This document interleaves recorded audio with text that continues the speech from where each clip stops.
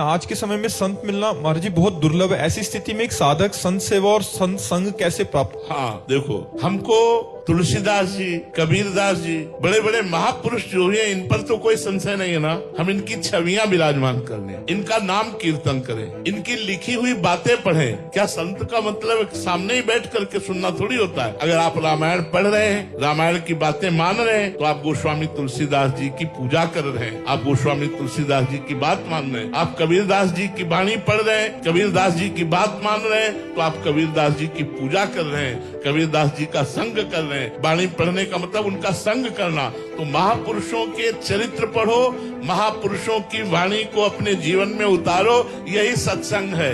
ऐसे प्रगट में बैठ गए तो थोड़ी देर के लिए सत्संग है, लेकिन सदा सदा के लिए सत्संग अपने घर में करो।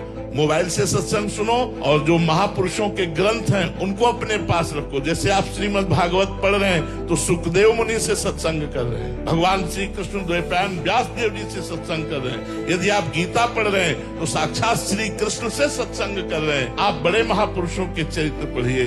तुकाराम जी की वाणी पढ़ रहे हैं तो तुकाराम जी से सत्संग कर रहे हैं। आद्य गुरु भगवान शंकराचार्य जी की वाणी पढ़ रहे हैं तो आप भगवान शंकराचार्य से सत्संग कर रहे हैं। ये बात समझिए ना, महापुरुषों की वाणी का स्वाध्याय करना और उसके अनुसार आचरण बनाना उन महापुरुषों की पूजा ही है। सच्ची पूजा तो यही है संत की।